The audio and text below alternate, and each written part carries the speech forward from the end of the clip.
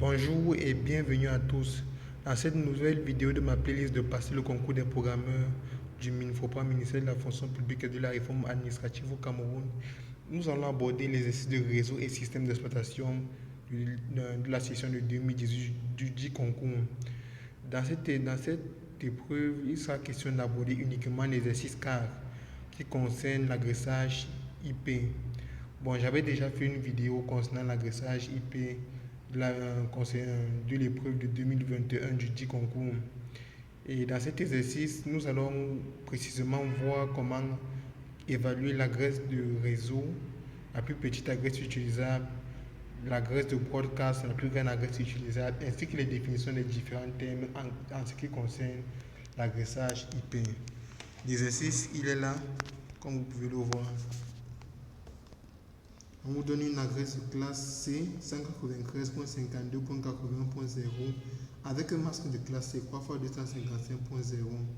Et il est question pour vous, dans un premier temps, de définir les termes adresse de sous-réseau, masque de sous-réseau, adresse de broadcast et adresse IP.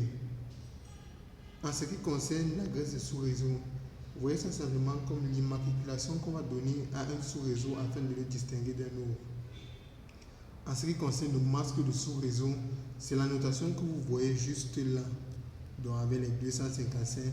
C'est la partie qui détermine, le masque de sous-réseau, c'est à déterminer la partie haute de la partie machine.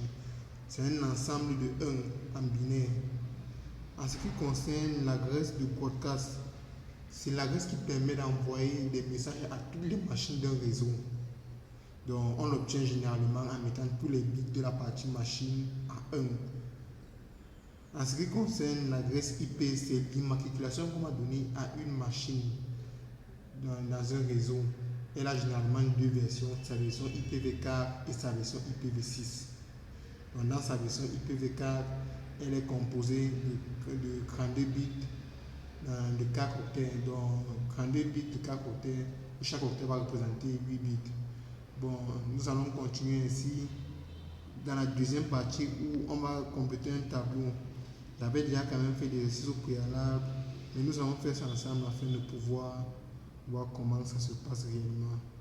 Donc ici, il sera question de prendre l'adresse de réseau, déterminer sa plus petite adresse disponible, sa dernière adresse disponible et le nombre de machines. On va faire ça avec deux cas, donc je vais aussi poser un autre exercice où nous verrons très bien comment faire ça dans la prochaine vidéo. Merci.